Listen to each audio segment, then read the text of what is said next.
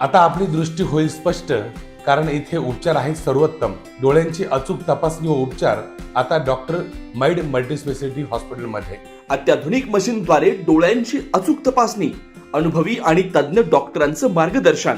गेल्या वर्षभरात 2,500हून अधिक डोळ्यांवर यशस्वी मोतीबिंदू शस्त्रक्रिया. सर्वसामान्यांना परवडणाऱ्या दरात मोतीबिंदू शस्त्रक्रिया व लेन्सेस उपलब्ध. शिर्डी शहरात घडलेल्या घटनेनंतर आणि भाविकांची होणारी लूट रोखण्यासाठी आता प्रशासन आणि लोकप्रतिनिधी कठोर भूमिकेत आले.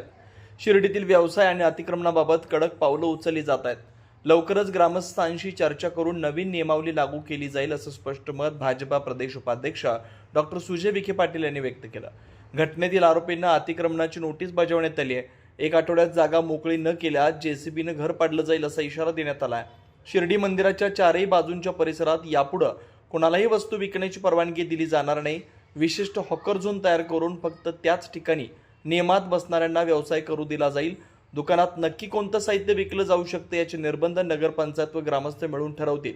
भाविकांची लूट रोखण्यासाठी सुजय विखे पाटील यांनी मोठं विधान केलंय. यापुढे केवळ गरीब विक्रेत्यांवर कारवाई न करता ज्या दुकानातून किंवा जागा मालकाच्या आश्रयानं ही लूट चालते थेट त्या मूळ दुकान व जागा मालकांवरच गुन्हे दाखल केले जातील. लूट आणि नियमबाह्य प्रकारांवर कायमस्वरूपी आळा घालण्यासाठी साईबाबा संस्थांवर लवकरात लवकर विश्वस्त मंडळ नियुक्त होणं गरजेचं असल्याचं नमूद करण्यात आलंय.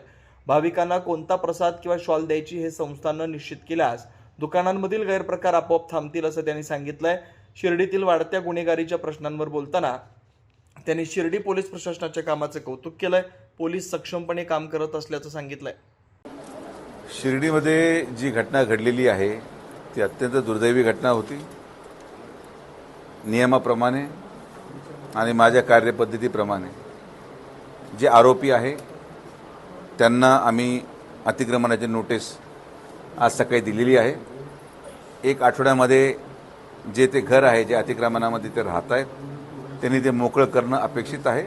1 आठवड्यानंतर जेसीबी घेऊन ते घर पाडलं जाईल हे मी शिर्डीच्या जनतेला सांगू इच्छितो. या मतदारसंघामध्ये सगळ्यांनी व्यवसाय करायचा असेल तर शांततेत आणि नियमात करावा लागेल. ती घटना घडल्यापासून शिर्डी ग्रामस्थांच्या आग्रहाखातीर सगळ्या प्रकारचा व्यवसाय हा बंद करण्यात आलेला आहे. आज सगळ्या नगरसेवकांची मीटिंग झालेली आहे. शिर्डी ग्रामस्थांमध्ये आमच्या संघटनेचे जे सगळे प्रमुख लोक आहेत दुर्दैवाने ते आज येऊ शकले नाहीत किंवा त्यांना निरोप नाही मिळाला.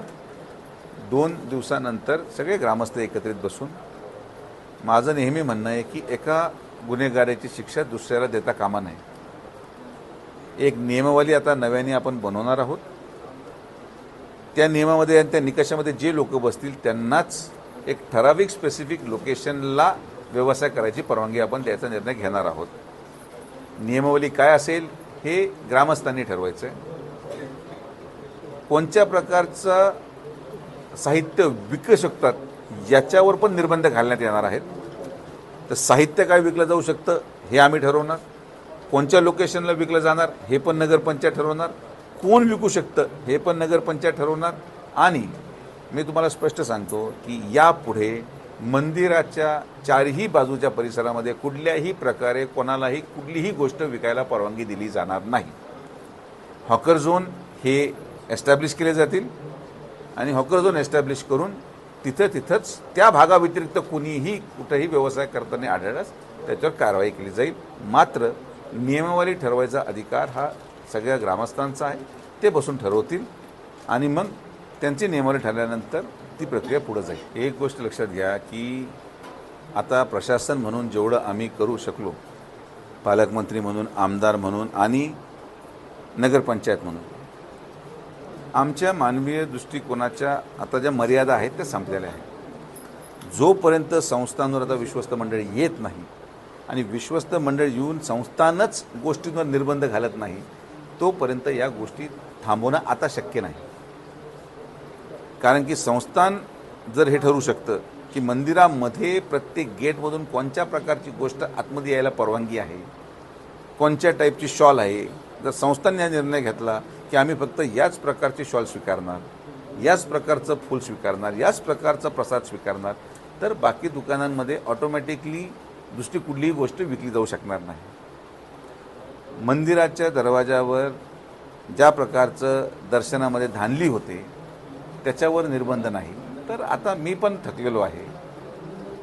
लवकरात लवकर विश्वस्त मंडळ यावं आणि त्यांनी आता हा सगळा जो काही इतर कारभार आहे तो हातात घेऊन हे सगळ्या गोष्टींना निर्बंध आणावेत ही माझी माफक अपेक्षा आहे आणि ती गोष्ट मला वाटतं माननीय मुख्यमंत्री महोदय लवकरच करतील. पण निर्णय असा होणार आहे, जेव्हा ग्रामस्थांना मी आता सुचवलेलं आहे की यापुढे या तारखेपासून जो व्यक्ती लूट करताना सापडला त्याच्यावर गुन्हा दाखल होणार नाही. तो ज्या दुकानातून त्यांनी ते सामान आणले हे सगळं करायला त्या मूळ दुकान मालक आणि जागा मालकावर गुन्हा दाखल केला जाणार, हा निर्णय आम्ही घेतलेला आहे. कारण की नुसतं गरिबांना पकडून चालणार नाही. गरिबांना या गोष्टीसाठी प्रवृत्त करणारे जे पडद्याच्या पाठीमागं मोठे खिलाडी आहेत यांच्यावर आता गुन्हा दाखल करायचा निर्णय झालेला आहे. येणाऱ्या कालावधीमध्ये या नियमावली जाहीर केली तर हा निर्णय त्याच्यामध्ये होईल आणि मूळ जागा मालकावर गुन्हा दाखल झाल्याशिवाय हे थांबणार नाही. मला असं वाटतं की जेवढं सक्षम पद्धतीने मी आवर्जून सांगतो आणि मी या गोष्टीवर पूर्णपणे ठाम भूमिकेत आहे की जितकं चांगलं काम या शिर्डीमध्ये पोलीस डिपार्टमेंट करतंय कोणत्याही तालुक्यामध्ये तितकं चांगलं काम होत नाही आहे. समाज बदलत चाललेला आहे, लोक बदलत चाललेले आहेत, लोकांच्या मागण्या आणि विचार बदलत चाललेले आहेत आणि त्यामुळे प्रत्येकावर निर्बंध घालणं हे शक्य नाही. पण माझं व्यक्तिगत मत आहे की पोलीस प्रशासन अतिशय योग्य काम करते. शिर्डीपुरतं मी बोलतो, म्हणजे राहत्या तालुक्याचं मी सांगू शकतो की चांगलं काम करते. आणि आपण जर पाहत असाल तर ही जी घटना घडलेली आहे ही 2 महिलांमधल्या जागेच्या वादावून झालेली घटना आहे.